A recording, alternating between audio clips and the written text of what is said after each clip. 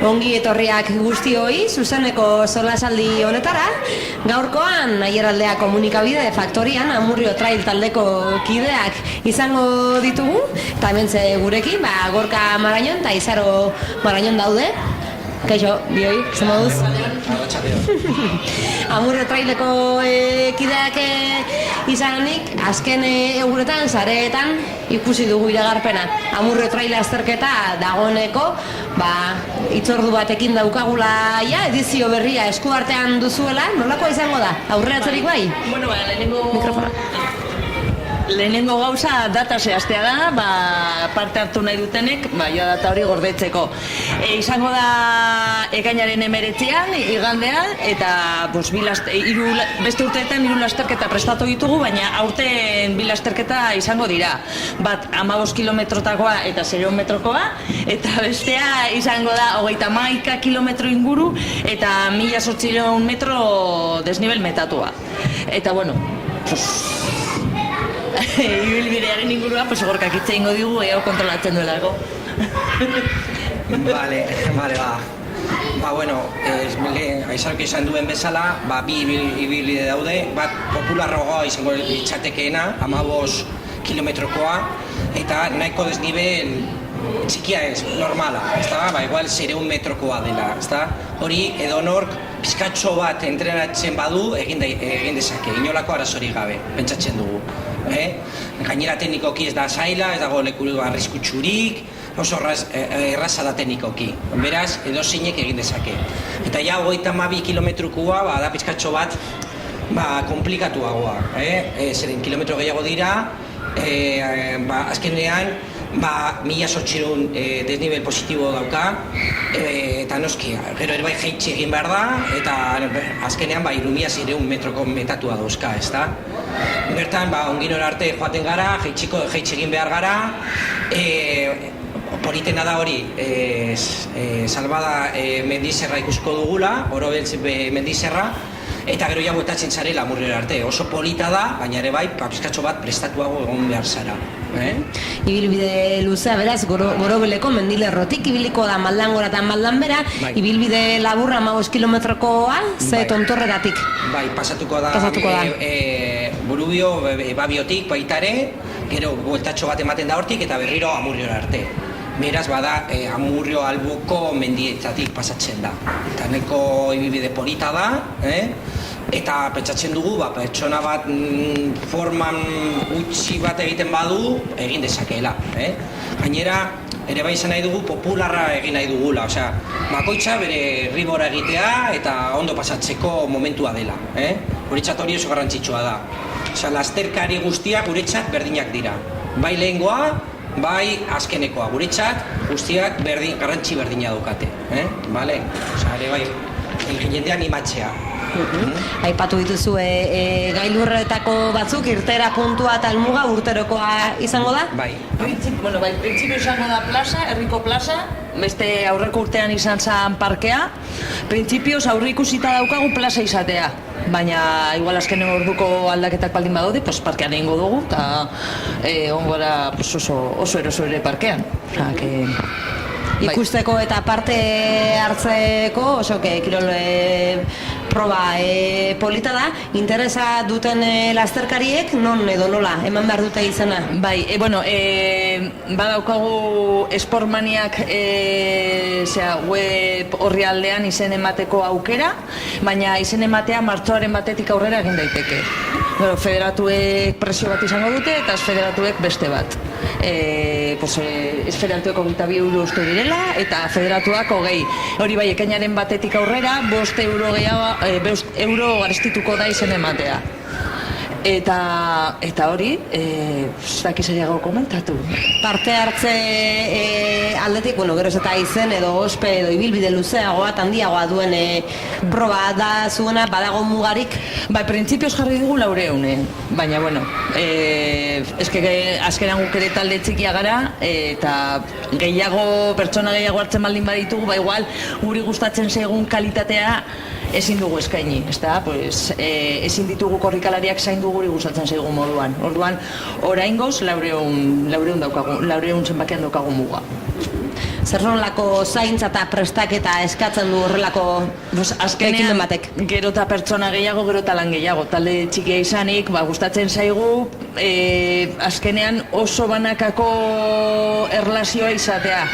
Eta orduan, pertsona guztiei esaldu non dauden gauzak, non dituzten dutxak, ibilbideak, motxila non gorde, gauza guztiak, pertsona asko baldin badira, zaila da dena hori kudeatzea.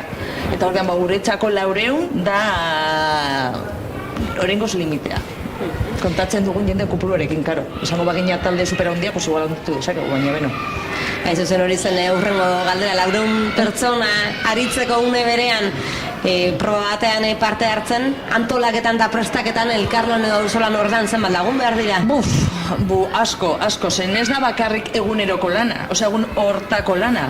Baizik eta azkenean prestaketa lanetan, batzuk behar dira mendia markatzen, mendia garbitzen, beste batzuk baimenak eskatu behar dituzte udaletxe ezberdinetan, Araba eta Bizkaiko Foru Aldundian, gero beste batzuk antolatzen dituzte korrikalariaren poltsa, Amurrio Trailen oso famatuak direla eskaintzen ditugun produktu guztiengatik, gero beste batzuk anoa puntuetan egon behar dute, azkenean zenbakia, asko. Zen, karo, gero beste batzu terrenoak usten dizkigutenak eta ematen dituztenak, gurutxe gorrikoak, zibilekoak, eta... Zerrenda luzea duzu aurretik. Oso zaila zehaztea zenbakia. Aipatu duzu, hainbat laguntza eta elkarronez gain tramitazioak ere horre badirela, baina badauka beste berezitasun bat Amurrio Trail azterketa honek Arabako koparen parte izango dela, ezta?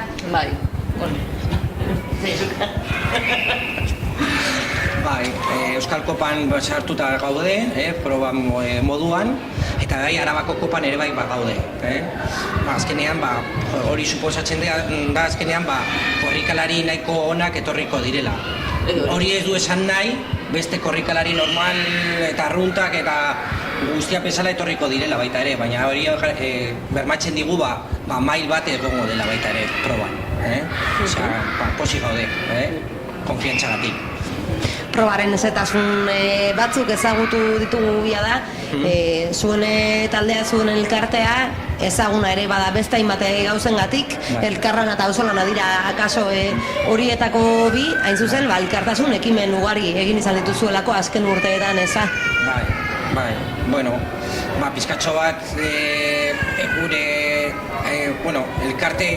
kiroleko elkarte bat hasi zena, bihurtu da pizkatxo bat ere bai, jendeari pizkatxo bat laguntzeko bide bat bideratu egin dugu pizkatxo bat elkartea, ezta? Eta pizkatxo bat, egizaro pizkatxo bat, esango dizu pizkatxo bat arduera dauden gutxi gora bera urtean zehar. Aurten, beste urteetan bezala, aurreko urtean egin duguna gutxienez egin nahi dugu. Adibidez, aurreko urtean mendikorekin eta kuskumendi taldeekin elkarlan eta Amurriko udaletxearekin batera antolatu genuen mendigarbi jarduera. Basan antolatzea talde txikitan eta Amurrioko mendi inguruak garbitzea, zaborra jasotzea. Gero, bestalde, abenduan guretzako oso berezia den data horretan, gabonetan, non-stop jardura egingo dugu. Ez dakigu oraindik zelkartearentzako aterako dugun dirua, edo atera nahi dugun dirua, baina egiteko ideia daukagu eta, fijo, eta gero Olentxerorekin elkarlanean, Olentxerori laguntza eskaintzea pentsatuta daukagu ere. Amurrio Trailen badaukagu egokitutako aulki bat mendira joan ezin direnak eramateko. Orduan, horri ere bultzadatxo bat eman nahi zaio eta indarra eman nahi zaio, eta horretarako badaukagu gure Spiderabel dena hori antolatzen eta oso egiten duna. Así que, eta etortzen diren beste gauza berriei, pues aurre ingo diegu, esakigu, guk azkenean gauza asko antolatzen ditugu, pues pentsatzen ditugun enean, eta hori, baina hori da gutxi gora bera gure aurtengo jarduera fijoak, gero beste batzuk aterako dira fijo. Non-stop elkarte bat da beraz zuena, eta zentzu horretan ere bai, esan daiteke ez, kirola ulertzeko modua edo ikuspegi hori zabaltzaren aldeko apustua egin duzuela, ez? Eragile bezala aipatu duzu da, Amurrio inguruko mendia garbitzeko ekimen bat daukazuela abian, kirolaz denok gozatzeko, eta, gorputz eta gaitasun guztiak bideratu daitezen mendi eremuna ere bai, aurki bat edo bestelako baliabideak dituzuela, zein da elkarte bezala zuek duzuen helburua edo zabaldu nahiko zenuketen mezua kirolari dagokionez? Azkenean guztiontzako mendia izatea, ez da? Igual izan daiteke, no? Edo mendia guztioi gerturatzea, edo guztioi aukera ematea mendira joateko, eta elkarlana, eta guztion arteko elkarlana, herri lana, izan daiteke. Bai, azken finean, esan duguna,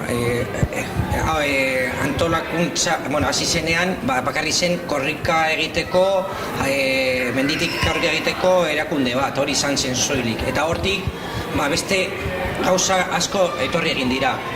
Ez bakarri soiliko egiteko, baizik eta gauza positiboak hortik ateratzeko. Eta hori agertu dira, babi egoera, mendiak garbitzea eta beste gauza asko, ezta? Mendian aukia batekin joateko, pertsonak ezin dutenak joateko, azkenean hasi ginen kirol erakunde bat bezala, eta azkenean beste gauzeetan pizkatxo bat indartu egin ditugu. Segitzen dugu korrika egiten, baina hori ere bai indartu dugu asko, eta segituko dugu seguru asko. Pandemia garaian ere ikusi genuen, Amurrio traileke izan zuela nolabiteko implikazioa edo aktibazioa, gerora, ia zokerrez banago, 2008 urrezko guk saria ere jaso zenuten, ez? Nola bizi izan duzu aitortza edo ekarpen sozial hori? Uste dut erakunde moduan, izugarrizko arrotasunarekin, pentsatzea zure herrian dagoen saririk garrantzitsuena gure erakundeari ematea, guretzako posa handia, azkeneko jende askok egindako lanaren isladapena bertan egon zelako, eta sentimendu asko zeudelako bertan ere bai. Zeren, COVID-eko kasuarekin gainera, sentimendu asko zeudelako, eta oso posik, benetan. Eta pandemia oso gogorra izan delako, orduan, urte horretan, pandemia, urte horretan guk saria jasotzea, oso polita izan zen. Eta ekitaldia izan zen oso polita. Eta oso unkuigarria guretzat, gutxienez. Pandemiak, aieraldea osoa, jendartea eta mundua bera ere bai baldintzatu izan du zuen kasuan, izan du eraginik, etenaldirik, edo bestelako proiektu batzuk abiatzea ekarri du pandemia honek? Kirol munduan peskatxo bat stop bat izan da, ezin izan dugu Amurrioko lasterketa egin, gelditu egin gara, eta gure lasterketa bezala askori berdin gertatu egin zaio, ezta? Eta, alde horretatik bai gelditu egin dela, baina beste alde batetik reaktibatu egin ditugu gauza asko eta ideia asko, eta horren berriz hasi gara honekin, baina gauza gehiago egiten ditugu orain, benetan indartsuago gaude, azken finean. Azkenean arazo batetik, bide ezberdinak ere dira. Hori da. Aste horan ikusi dugu, zuen sare sozialetan, beste hainbat elkarterenetan bezala, federatzeko kanpaina abian dagoela, nola egin dezake herritar batek zuen taldeko kide izateko? Oso erraz, gure funtzionatzen modua oso simplea da. Amurrio trail gmail.com era emaila bidali, bertan esan, emailan esan gurekin federatu nahi dutela, eta guk bialtzen diegu, zintzuk diren presioak, zeratu behar ditugun, eta guk kudeatzen ditugu federazioarekin eta kutsarekin egin behar ditugun gauza guztiak. osak eta gero ja, pues, txartelak pres daudenean, pues, eta normalean, pues, hori, oparitxo bat egoten da, edo detailetxo bat urtean zehar, edo, baina, bueno, batez ere Amurrio Traileko kide izateak, pues, horregatik daukagun arrotasuna, pues, transmititzea beste berriei, tertsusun dago. Eta zuen proiektuaren berri edo nondik norakoak gertutik jarraitu nahi dituztenek ze bide jorratu behar dute? Pues batez ere gure community managerra kasierrek batez ere pues, Instagramen eta Facebooken eta Facebookeri mugimendu ematen dio. Tarte batzutan ezin dio berak nahi duen beste, zeren pues, lana familia dauka, baina bueno, egiten du primerako lana eta pues, bertan jarraitu dezakezue pues, guk egiten ditugun gauzak eta ditugun proiektuak eta hori. Hortze Amurrio Trailen erronka, lasterketa eta nondik nolakoen berri, ez dakite amaitu aurretik bestelako mezuren bat zabaldu nahi duzuen. Mendia hor ondoan daukagula eta modu batean edo bestean guztiok disfrutatu beharko gula, ezta? Modu osasuntsu batean, beti, eta hori. Animatzea, nahi dute animatzea, parte hartzea lasterketan, saiatzen garela ahalik eta hoberen egitea, gure akatsak izango ditu, baina zaitzen dugu ahalik eta hoberen egitea, eta animatzea, zen esperientzia superpolita da, eta jendea bukatzen duenean, ikuste, aurpegiak ikusten ditugunean, posa handia ikusten dugula. Beraz, animatu, bi daude, 15-koa, 32koa, bakoitza behar duena, eta animatzea etortzeko. Hori, eta ekainaren 19an, Amurrio garela, zuen zait. Hortze, onbita horrekin, eta mendia modu osasuntzu batean gozatzeko mezuarekin geratzen gara. Eskerrik asko, Izaro eta Gorka Marañon, gaur faktoriara gerturatzeagatik, eta Amurrio Trail lasterketa, eta 11 erronka zabale horiek entzuleen aurreran azaltzeagatik. Eskerrik asko zuen. Eskerrik asko.